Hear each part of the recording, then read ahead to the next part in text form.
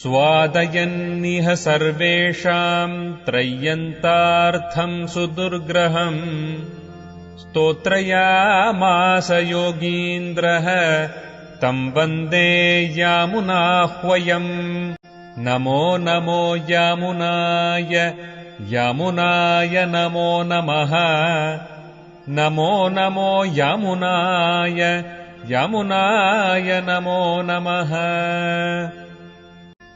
यत्पदाम्भोरुहध्यान विध्वस्ताशेषकल्मषः वस्तुतामुपयातोऽहम् यामुनेयम् नमामि तम् स्वधर्मज्ञानवैराग्य साध्यभक्त्येकगोचरः नारायणः परम् ब्रह्म गीताशास्त्रे समीरितः श्रीमान् वेङ्कटनाथार्यः कवितार्किककेसरी वेदान्ताचार्यवर्यो मे सन्निधत्ताम् सदा हृदि अचिन् मिश्रात् विशुद्धाच्च चेतनात् पुरुषोत्तमः व्यापनात् भरणात् स्वाम्यात्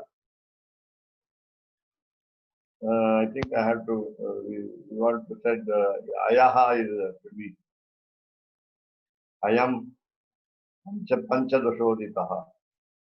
Oh, sorry. Swamyadayaha. Let us not separate it as Swamyadyaha. Swamyadayaha.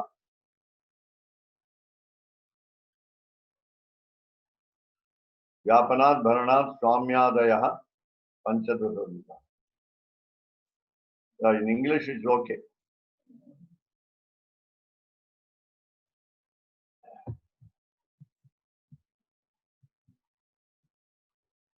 So let's go to the commentary. Yeah.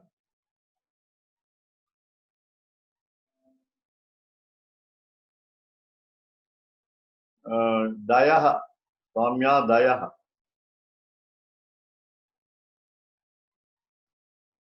Right.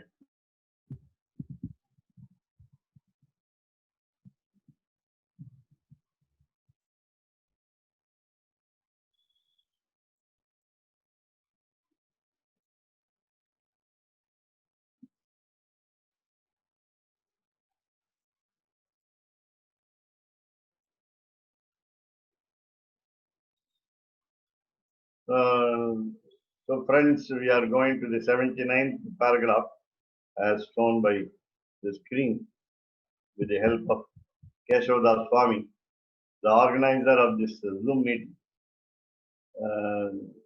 So let us all introduce to Venkatraman a little later. 79, Atra here. That is in this 19th verse, the contents of 19th verse. Vyapana, Bharana, Swamyani. There are three qualities mentioned here of the Supreme Soul. Vyapanat, Bharanat, Swamyat. Then it will be Swamyadayaha was the line from the 19th verse. So Vyapanat, Bharanat, Swamyat. That we saw already discussed earlier, namely Lord Sriman Narayana is all pervasive, Vyapanat. Bharanat, he takes care of the whole creation. And the third quality is Swamyat. He is the leader. He is the boss of the world. Boss of both worlds, Nitya Vibhuti and Leela Vibhuti. So Swamyat. Now it's given in the plural here, Swamyani. Vyapana, Bharana, Swamyani. The qualities are given here. And there are so many other qualities also. But these are very important qualities. Just as we say, when we call Lord Sriman Narayana as Bhagavan. So Bhagavan, the word Bhagavan, Bhaga means a cluster. Bhaga means a cluster. A cluster of specially 6 qualities, namely Jnana, Bala, Aishwarya, Virya, Shakti, Tejas. These are the 6 qualities that we say. We have got endless number of auspicious qualities of the Lord, and therefore Only three are taken into consideration in here. Since we have, as individual souls, have limited knowledge and limited access to the attributes of the Lord. Therefore, Vyapana Bharana Swamyan. Now we have to now look at the meaning of 15th chapter. Actually, the 19th verse, for all information, 19th verse is the essence of the 15th chapter. Because why it is 19th for 15th? So initially, we had three verses, each giving the three parts of the Bhagavad Gita, namely the Bhagavad Gita chapters 18 in number have been divided into 6 each. So we had 6 chapters each. Therefore, it is 19. And with, of course, the prayer introduction as what we call Upodghata, introduction, or what we call Prastavana, or you can say Praveshaha. These are the words used in drama for prelude. So this is the verse with reference to the three qualities. 15th chapter, 17th verse. Yaha, who, namely the Supreme Soul, Lokatrayam Avishya, Vibhakti, Avyayaha, Ishvaraha. The Visarga is missing because of conjunction. The Visarga Lopaha is there. There is a drop of the Visarga. Then Yaha, who. So Yaha, who. So Lokatrayam Avishya. Now we are talking about the first quality, namely Vyapana in the first line. The first word after Atra is Vyapana. So Vyapana is what you call the pervasiveness of the Lord. So what does he do? Lokatrayam Avishya. He enters into all the three worlds. Three worlds generally point out to the called heaven, but it's not equivalent to Swarga. Then Bhumi, the earth, and Patala, the nether worlds. We've got different types of worlds everywhere, except of course Bhumi, earth. We have got 14 worlds. Apart from Nitya Vibhuti, namely Vaikuntha. And therefore, Lokatrayam, three worlds. Generally, we say heaven, earth, and hell. You can also say like that. So, Avishya, entering into Vibhakti. Vibhakti is the second quality, which is mentioned in the first expression, namely Bharana. Bharana. We have heard of the word in Tamil, Bharaha, burden. Bharana is bearing the brunt, we say, bearing the brunt. So he is holding the weight, the other taking care of the world. So Vibhakti, Avyayaha, Ishvaraha. Avyayaha, it doesn't change, immutable. Though he takes a lot of incarnations, he takes myriad forms, takes different forms. He is one and the same. His aprakrita shariram, it is supernatural body, remains intact. That is the meaning of the word Avyayaha. Then Ishvaraha. That is the Ishvaraha shows the quality, namely Swami. Otherwise called Swamyam. Swamyam is the leadership. Otherwise called, as we just saw, as the meaning of the Bhaga, the two-lettered word in Bhagavan. Bhaga means 6 qualities. Bhaga shows the cluster of 6 qualities, a group of 6 qualities, and those out of those 6 qualities, the third quality will be Aishwaryam. Aishwaryam meaning not wealth as we say normally denote in Tamil, but it is leadership. Ishwaratvam. That's what we call Ishvara here. We will have to go to after finish because it's a small paragraph. We will go to the Gita 15th chapter 17th verse after finishing this second sentence. So iti thus pratipaditani. They have been explained. So in simple terms, vyapana, bharana, swamyani, the qualities like all pervasiveness, the carefulness, and the leadership have been explained, pratipaditani. And in between, you have the quotation which gives you all the three qualities in that particular first half. Lokatrayam avishya, vyapana, vibharti, bharana, isharaha, swamya. So these are the three qualities. Then evam, in this way, in this manner, pradhanyataha, from the important one, from the most important one. So pradhanyataha. We will see what is that most important one. Chit, achit, ishvara, rupa, tattva, traya, vishodhanam. Kramat adhyaya trayena kritam iti anusandheyam. Now we are in the 15th chapter. So 16, 17, 18 are mentioned as adhyaya trayena. The rest of the Bhagavad Gita, namely 16th chapter, 17th chapter, and the 18th chapter. Adhyaya Trayena. Adhyaya chapter, Traya is 3. So Adhyaya meaning, generally all of us know, Adhyayanam is study. Adhyayanam is study. So Adhyaya also means study. There are some names of the chapters given in many books in Sanskrit meaningfully. When we say in any poetical work, in any poetry, in any poem, we will see sarga, sarga, sargaha, meaning creation. It is what we call innovation of the poet. It's called sargaha. In many books you will find sargaha.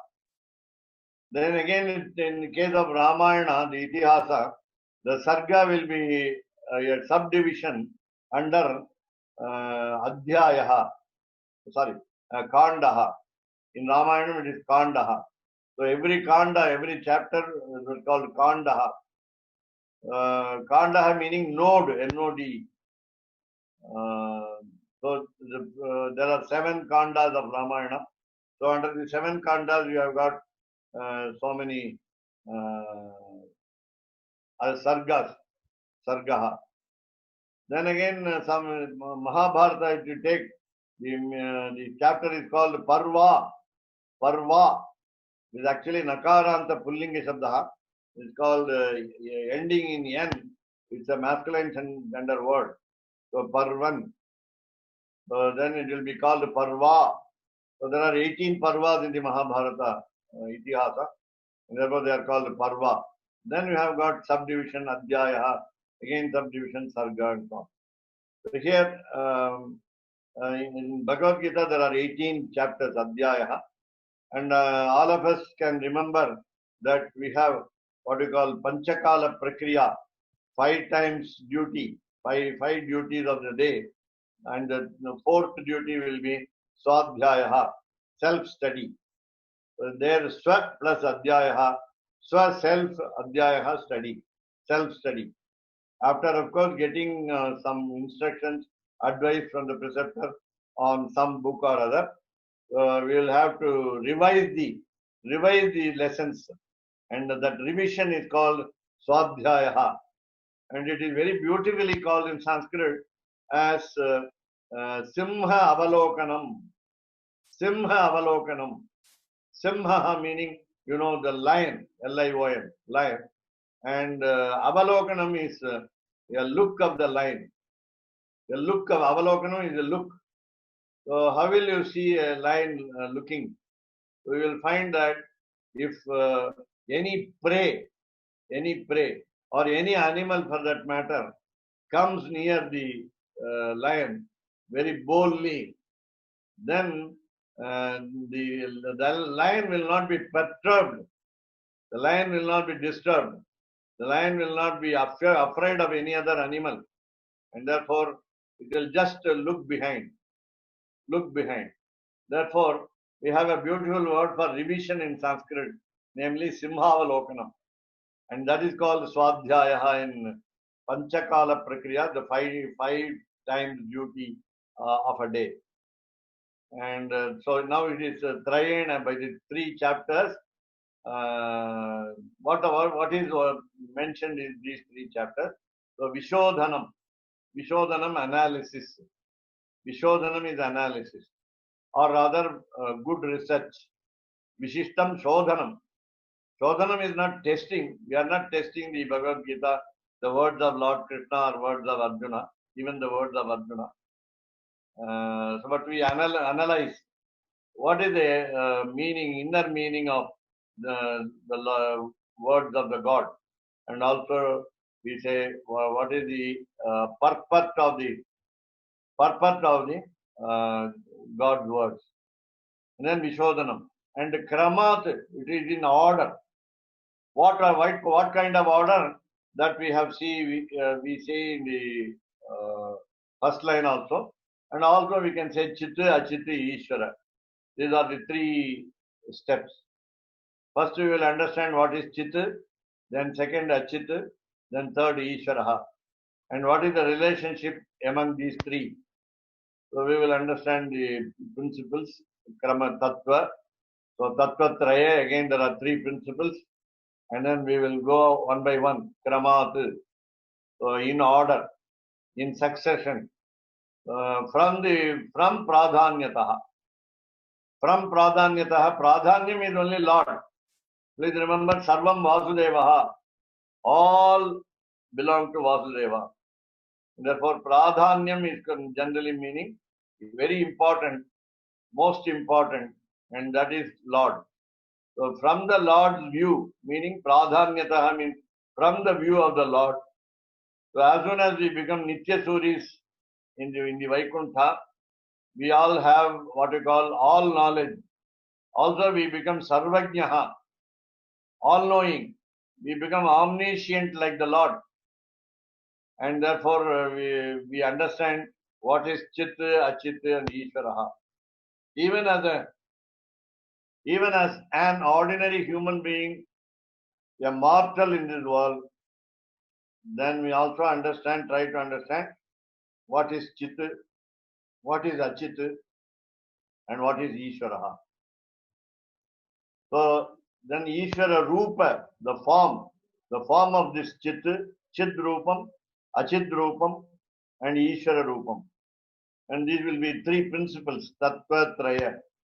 So we will be just trying to understand by our deep research, Vishodhanam, Kramat, gradually, in order, to Adhyaya Trayena, by the 3 chapters, 16, 17 and 18, Kritam, done, iti, thus, Anusandheyam, it has to be remembered, it has to be meditated upon, Anusandheyam. Anusandhanam is a continuous flow of thought over the subject. That is the meaning of these 2 in this paragraph. So we come to the Bhagavad Gita 15th chapter 17th verse, and already we saw that there are 3 qualities, namely Vyapana, Bharana and Swamyam. Vyapanam, Bharanam and Swamyam. I think Shanta madam can read also the Sanskrit.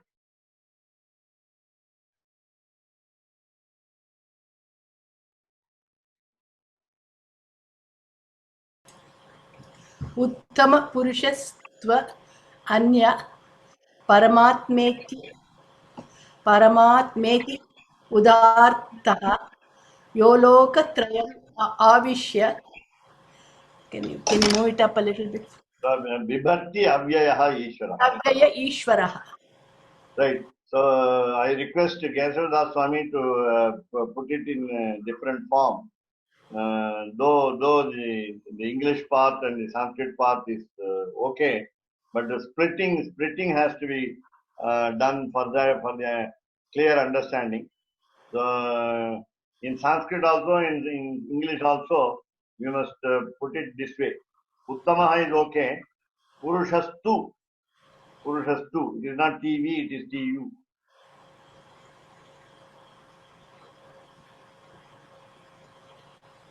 Though you joined Tvanyaha, many of us may not understand by reading the English. Swami, I think we had this discussion before. If you want me to break Sundays, you have to ask me before class. Yeah. If what do you want to do? Shall we postpone it to the end of the class, or?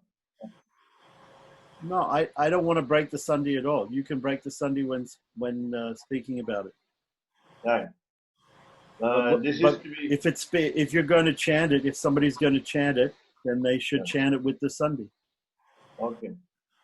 So you can join as you did just now. Tvanyaha. Yeah. And again the second, there's a gap. Yeah. And again last line. And again the Loka yo Lokatrayam Avishya, again you can join the gap also there. Because Lokatrayam Avishya is now split Sandhi. Trayam Avishya. Trayam, no, that is okay. Putting a dash is okay, right? Everywhere there is no gap. Even Purushastvanya. Okay. In my opinion, doing this doesn't make it easier for people to chant it who don't know Devanagari. Okay. No, that's why I said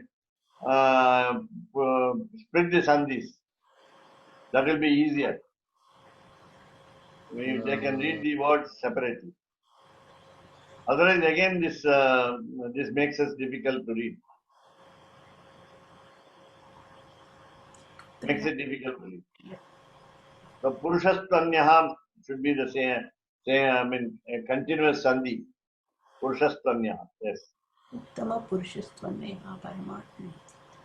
But you have to, while splitting the words, yes. Well, let me request Nalini Madam to read the English translation. The highest person is other than these. He is described as the Supreme Self in the scriptures. He who, having entered the three worlds, supports them as the immutable one and the Lord. Thank you, Madam. Dhanyavadaha. Samichinam. Good that you read it nicely. So, Uttamaha. Uttamaha, we call him Purushottamaha. The best person, the primordially is the highest person. Uttamaha. Then Purushaha. So, Uttamaha Purushaha, it becomes Purushottamaha. He is the male principle. Uttamaha Purushaha. The male principle, the gender of the principle shows that he is the boss. He is a boss. He is a lord.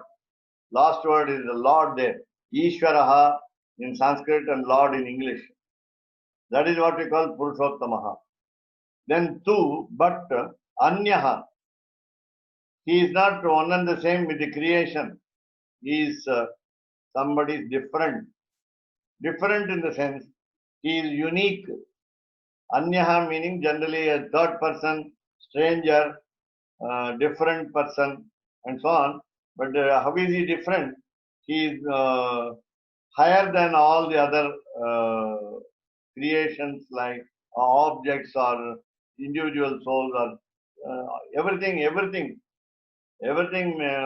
he is above everything. That's the meaning of Anyaha here. Anyaha different means he is not, doesn't mean he is unknown to the creation. He is known to the creation. And then he is called Paramatma iti Udahritaha.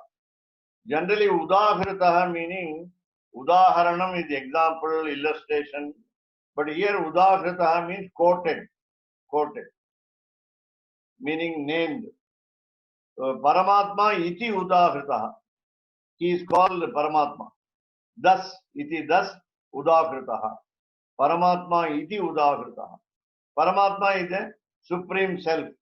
We were referring to as supreme soul.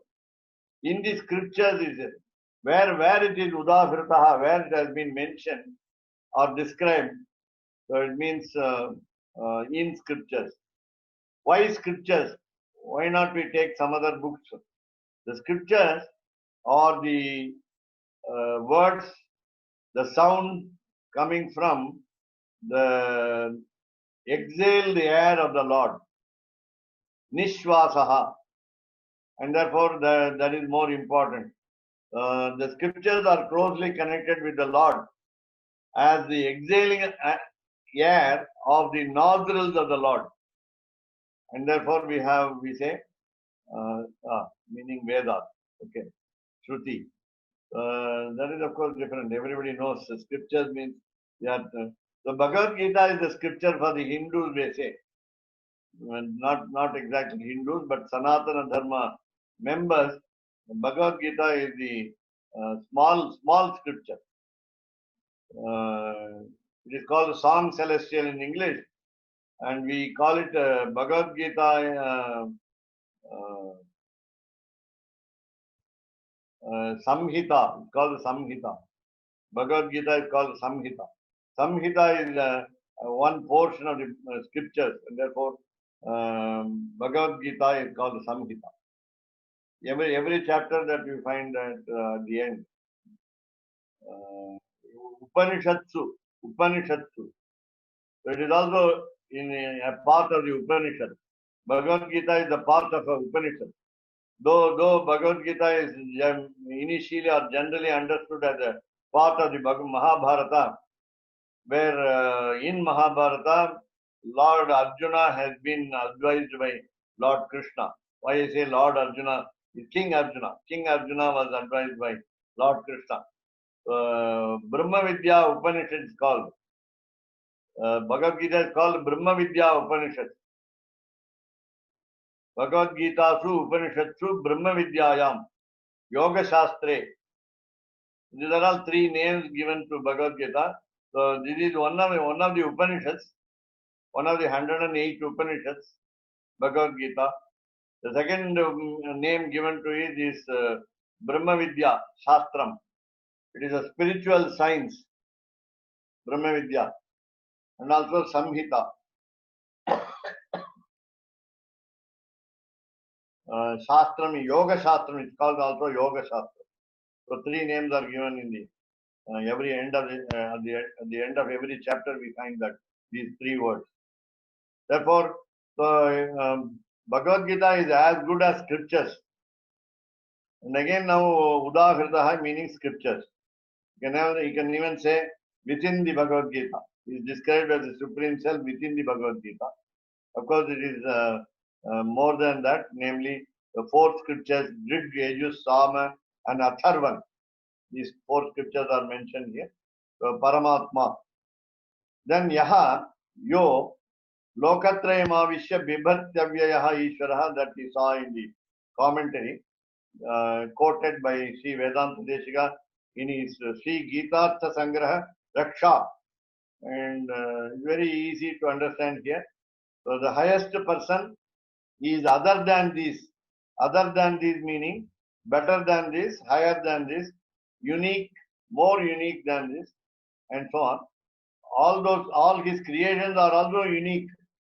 The creations are also wonderful, awesome, inspiring. But he is above all the creations also. Then he is described as the Supreme Self. And he not only he creates the world, but also enters into those worlds, meaning that he becomes the inner soul of every creation, meaning he is the inner soul in sentient objects like the individual souls that we are. Then Achit, from in the insentient objects, namely called achetana in Sanskrit. They have no thinking capacity. And lastly, he is Ishvaraha, he is the Lord. And therefore he supports them, Vibhakti, Avyayaha as the immutable, unchangeable, Ishvaraha, the Lord.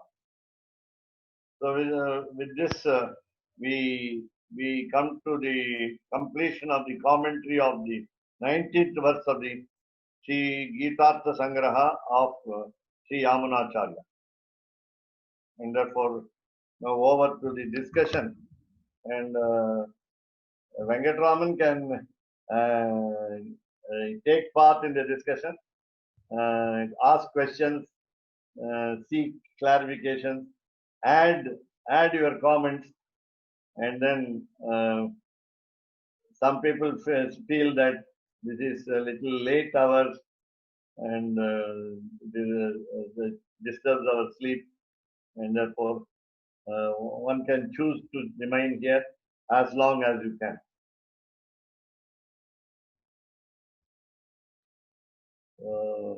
Yeah.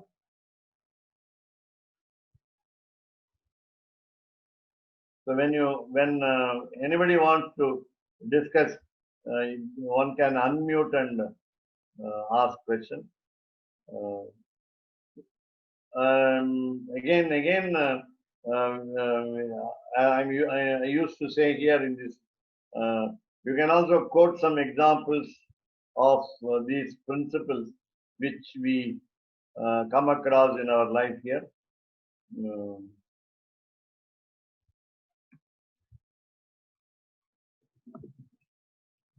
I think we both Venkatraman and myself started off our career together.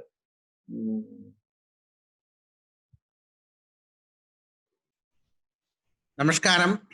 Namaskar. I am very happy to join this great course so that for the remaining part of my life, I can have a few thinkings on the Lord. Actually, it's a great ocean. It is like trying to measure the whole ocean with the help of a small spoon. As you go on getting the experience of the Almighty, every turning point in your life, you come across the divine's grace. To put it in short, Dharma Kshetre Kurukshetre means Kshetre Kshetre Dharmam Kuru.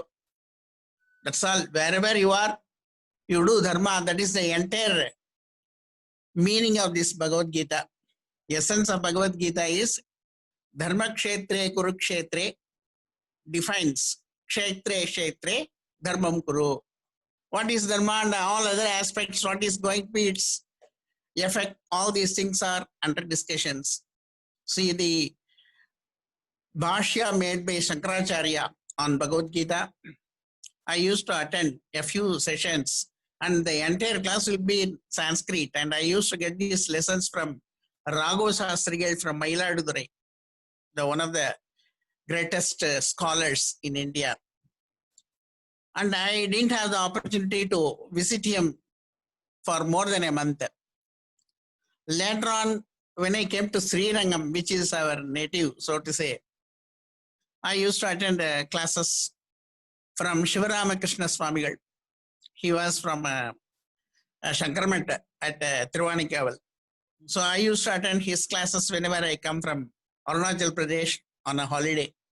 So I was serving myself as a physics teacher in Arunachal Pradesh for 10 years, and later on I joined this TNPL, and every time I always remember the beautiful experience I had with these great personalities. And now our Professor Tirunarayanan is a great companion to me. In whenever we have discussions on serious issues, I used to have a reference to him. And his knowledge is very vast. He never leaves any word untranslated. That is his greatness. So I feel very happy to join this session. Thank you all.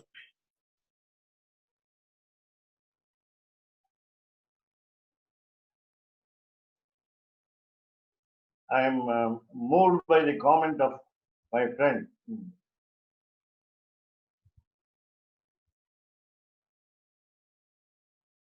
This is what the Lord expects us to, in return for His help given by Him to all the creation, namely appreciation.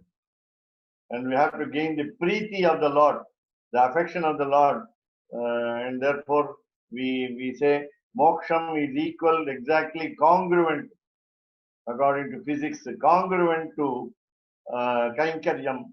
Kainkaryam is again congruent to, exactly similar to the creation of affection of the Lord towards the creation as we love Him.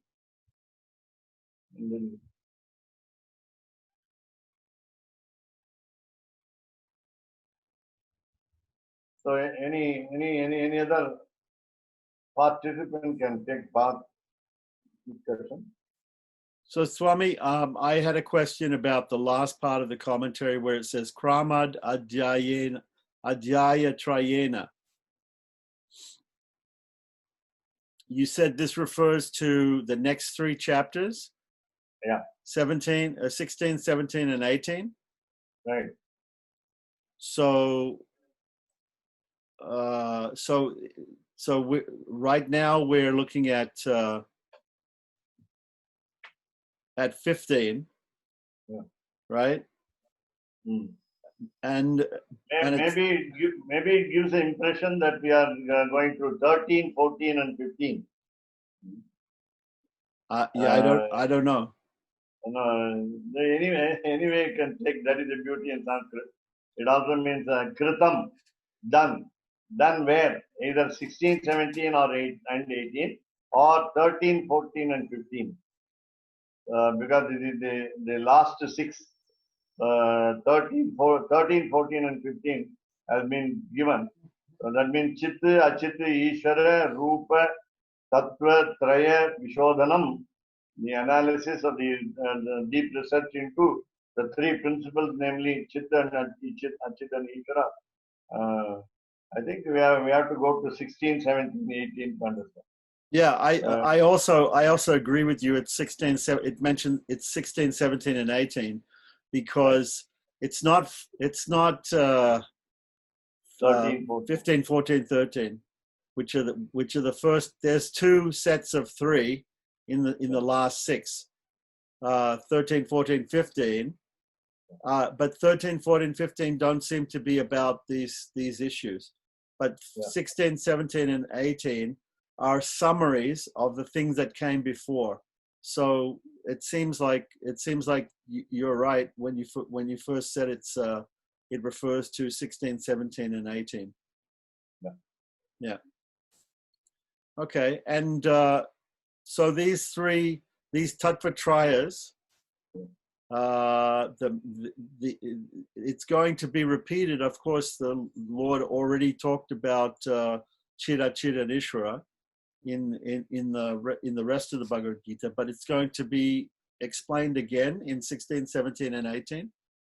And specifically, there's an introduction given here in the 15th chapter, where it talks about these three qualities of the Lord. Let me tell you the background of these qualities compared to the 5 limbs of total surrender, namely prapatti or sharanagati. The prapatti yoga as the 4th discipline of total surrender. Apart from karma yoga, the discipline of action, jnana yoga, the discipline of wisdom, and the bhakti yoga, the discipline of devotion, the prapatti yoga will give us a glimpse of the 5 angas in this 3 qualities, namely vyapanat.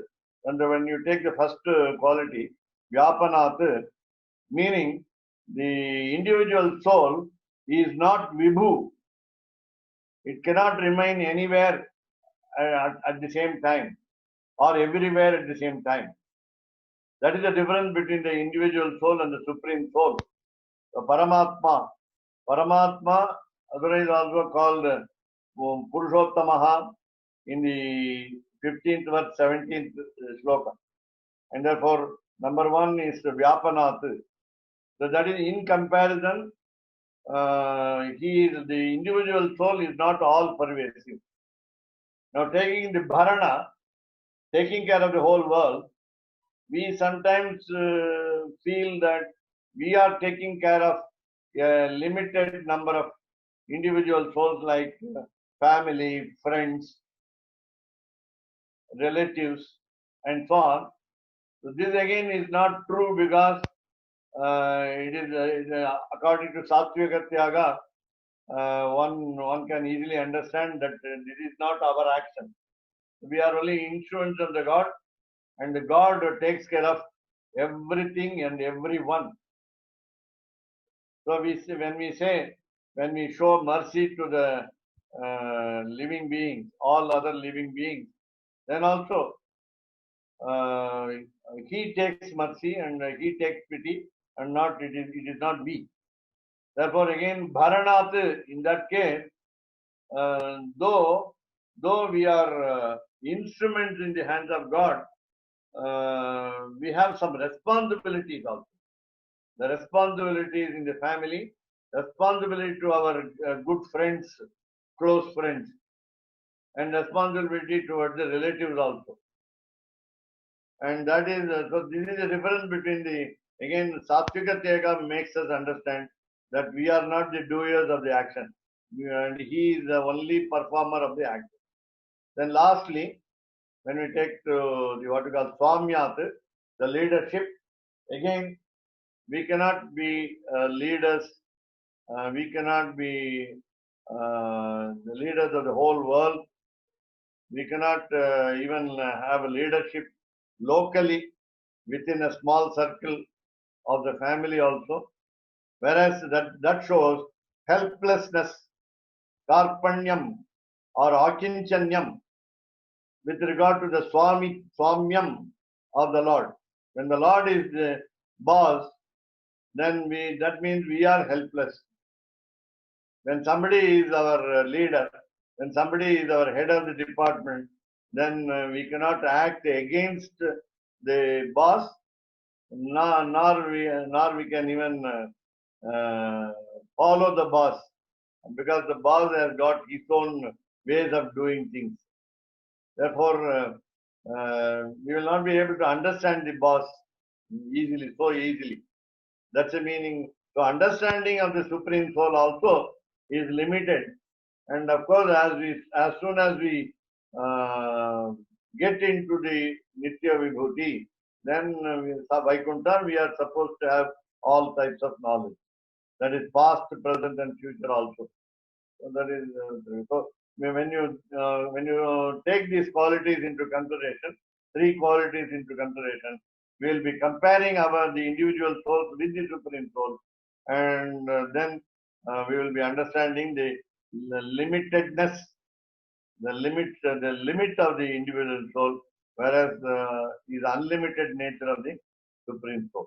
That will be what we understand the Chit, Achit, Ishvara. Again, Achit, in the case of Achit, there is nothing to be done by us. It's only inert, thoughtless material. And that material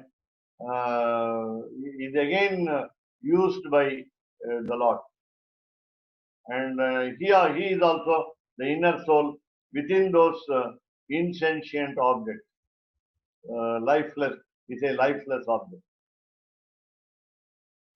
So just to summarize what you just said, you're saying that these three qualities, by highlighting these three qualities of the Lord, we also show that the individual souls and matter don't have these qualities. So when we say that the Lord has these qualities, they're specifically these qualities which we don't have and matter doesn't have. Matter doesn't support, doesn't control, and doesn't enter into, doesn't have this all-pervasive aspect. Neither does the soul. So it by defining the Lord, we also define what the individual souls and matter are not. Right. Very, very, very useful. Yeah, very good idea.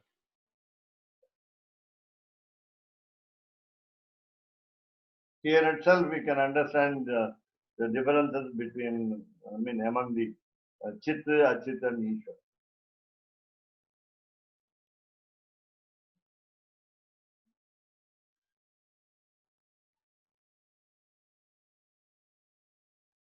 So, Yes, so I didn't have any other questions. yeah, we shall take up the next verse tomorrow. Okay.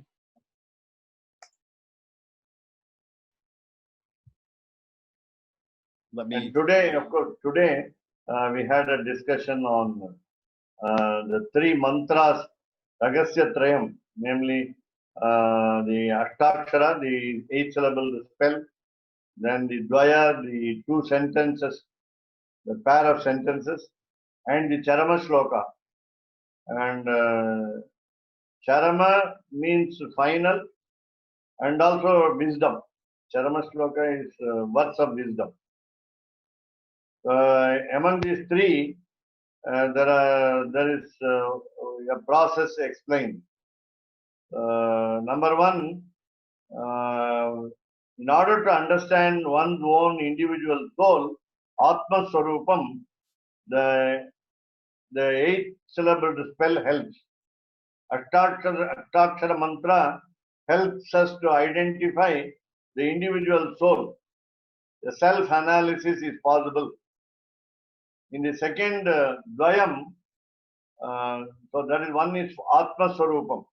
The second one is the what we call the fruit of the action, the fruit of our life, the end result of our life, namely mukti, moksha, kainkaryam. That has been stressed as anushtanam in the second Dvaya mantra.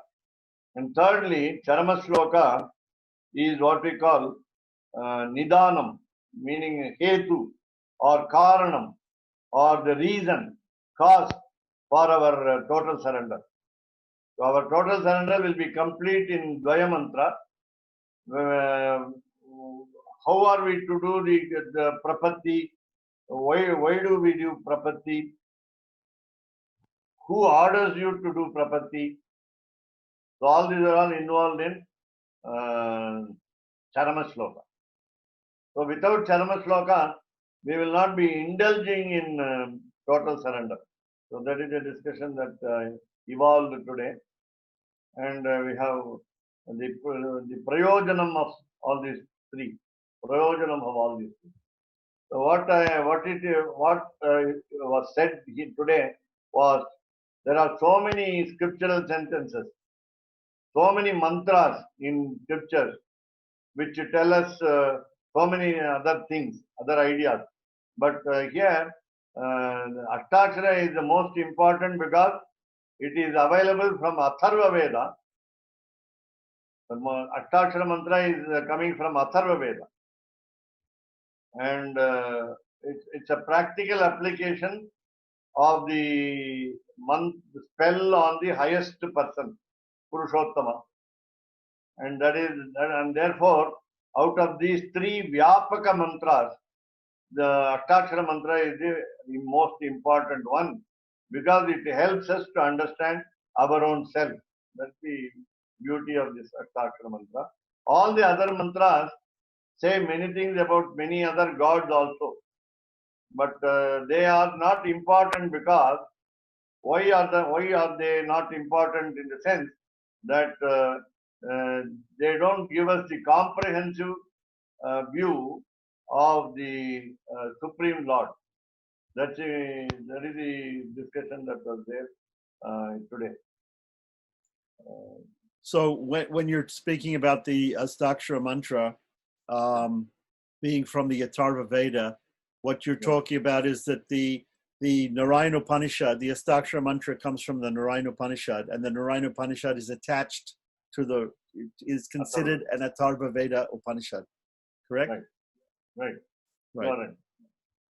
Narayana Atharva Shira, it's called. Shirsha. Narayana Atharva Shirsha. Atharva Shirsha, yeah. Yeah. So we were also learning, 2 days ago, Dr. Alwar was teaching Mumukshapati to us. And he said that the comparison that is being made in Mumukshapati is that this Astakshara mantra is like inherited wealth. That the best type of wealth is inherited wealth. That we don't have to work hard. Normally we have to work hard to make money, to gain wealth. But but if wealth comes to us as an inheritance from our family, right? So our family is the Guru Parampara, and we get the Astakshara mantra from the Guru Parampara. So somebody was mentioning to me that in their family they always knew the Astakshara mantra. They always knew the Astakshara mantra. So they grew up, and in their family they were always talking about Astakshara mantra, chanting Astakshara mantra. So, but not necessarily they had official initiation in a Guru Parampara from an Acharya of that mantra. So this is also an inherited wealth, right? They've got the Astakshara mantra somehow in their family. They're using it. So this is also a type of inherited wealth of Astakshara mantra. But can you say something about the difference between knowing the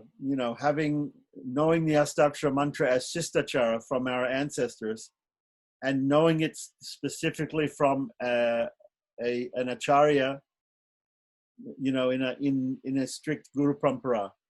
Is there some difference there? We had an example, but I'll tell you if I remind myself later. But it is always better, not only good, it is always not only better, it is the best way to approach a preceptor and get the meaning of Astakshara mantra instead of practicing it on one's own capacity.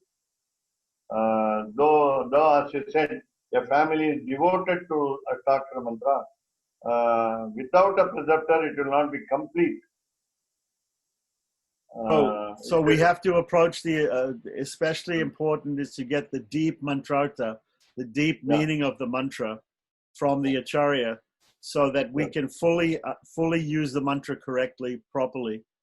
But we may have known the mantra for all of our lives, but we don't know exactly the deepest meaning of the mantra. Right.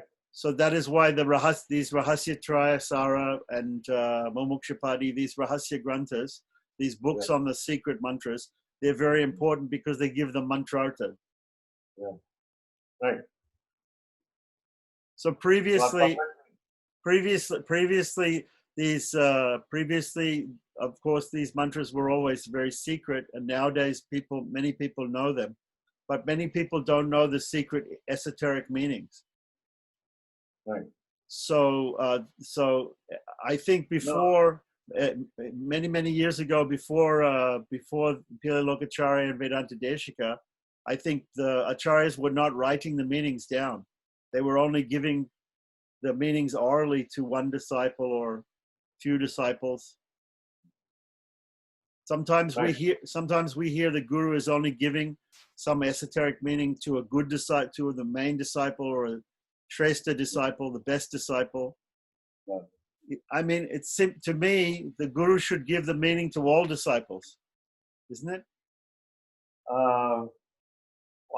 He feels that he chooses the disciple because through him the propagation will also be done.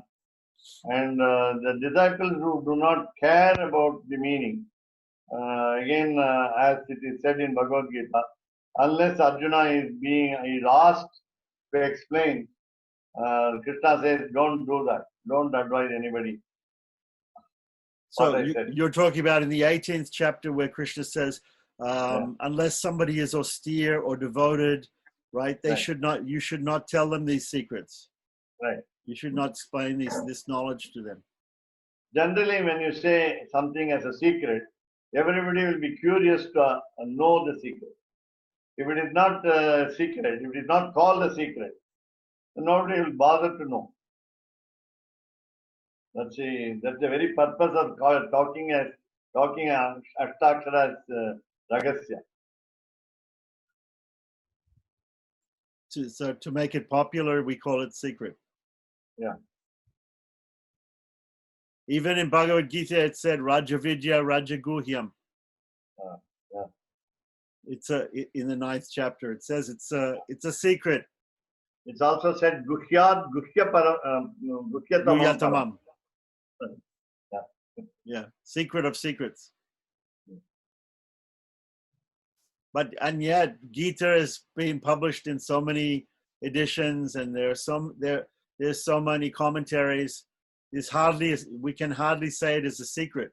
Everybody knows about Bhagavad Gita. No, in spite of the self-study over a lot of books that one has to his access, the inner spirit cannot be understood without the help of the preceptor.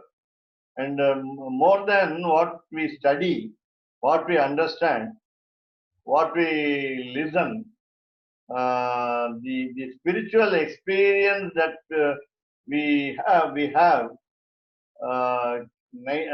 can neither be explained to any other individual soul, but it is to be understood within the heart, and that will be possible only by the preceptor. An inspiring preceptor will make us understand really and experience it. That's it. So it is not mere understanding of the book, mere understanding of the meanings of these mantras called secrets, but what you call enunciation of the meanings and bringing them, translating them to our own personal experience. And that will be better in not. I'm repeating every day Dvaya mantra so many times.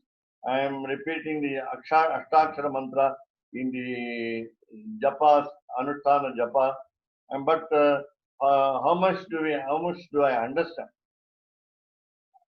Not only understanding is also little, and at the same time, even when we meditate on the deep meanings of these mantras, we may not be able to realize them, or rather, as the sages saw the mantras by their very eyes, rather very inner eyes.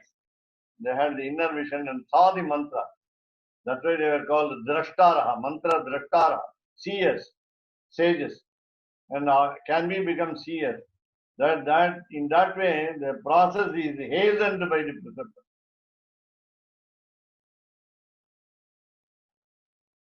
And of course, all the knowledge, even in the Gita, Krishna says, "For all knowledge comes from me." So he allows us as Chaitya Guru, as the inner guru, he allows us to understand and to realize. So without Chaitya Guru, the external guru is prompting us, but the internal guru has to allow us to understand and to realize these things.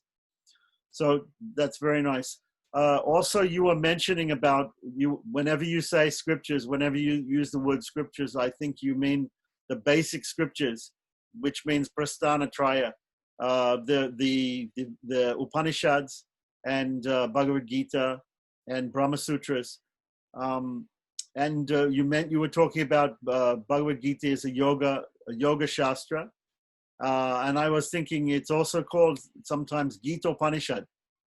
Some people call Bhagavad Gita Gita Upanishad. And even as Bhagavad Gita su Upanishadsu. Right. Of the Upanishads. But you were mentioning that it's one of the 108 Upanishads, but actually the 108 Upanishads, the list of 108 Upanishads is normally got from one Upanishad called Muktika Upanishad. And that has a list of all the normally understood 108, but that doesn't include Bhagavad Gita. No, we call them 112. I 100 have it in our 112. I have it in our. I had it in our college library. Oh, 112. so you have a list of 112? Yeah. Can you send me the list of 112? I had to go to the institution. In which book does it mention a list of 112? Because normally people give this list from Muktika Upanishad, which has 108. But this is printed long back in 19th century. I'll find out. Yeah, if you know the title of the book, I can try to search for it. It's called 108 Upanishad. In the title, it is 108, but it includes 4 more. I see. We have Garuda Upanishad, Sarpa Upanishad, and 2 more. There are many. So the thing is, I wanted to know also, as far as Sri Vaishnava Sampradaya is concerned, do Sri Vaishnavas accept all 108 Upanishads? Generally, because only for 10 Upanishads are very popular, famous. Because the one which extols Sriman Narayana, Vaishnavism accepts. I see.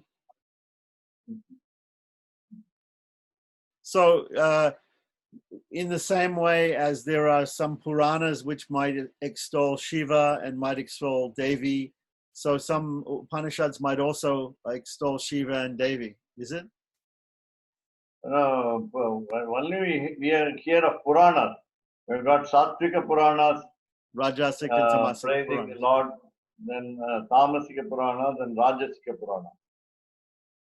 So normally we don't classify Upanishads in the same way.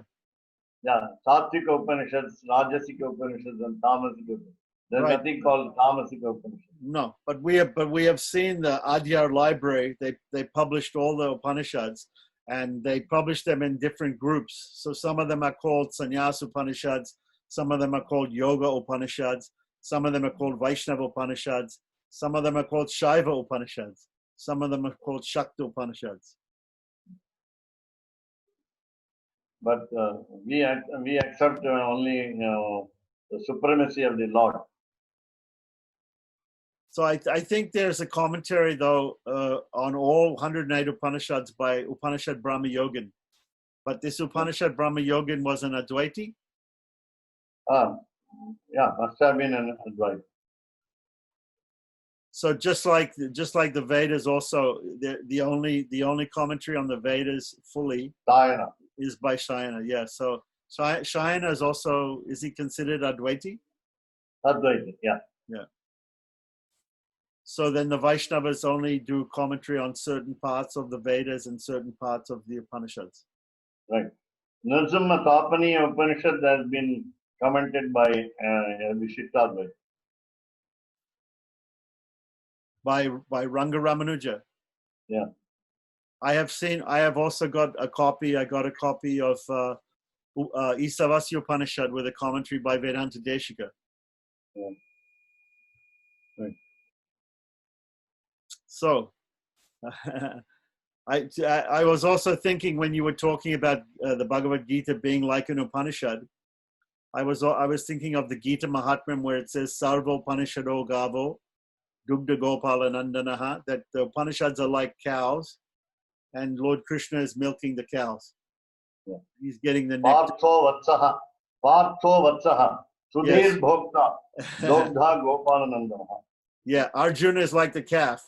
He's like the baby cow, and he is getting some of the milk, but actually Lord Krishna is milking the cow, so we're getting more milk than Arjuna. Yeah, Sudhir Bhokta. Because Arjuna is only the Vatsya, he's only the calf. He's not getting all the milk. Right. We're getting most of the milk from you. But Bhagavad Gita is meant for us, more for us than. कवितार्किकसिंहाय कल्याणगुणशालिने श्रीमते वेङ्कटेशाय वेदान्तगुरवे नमः।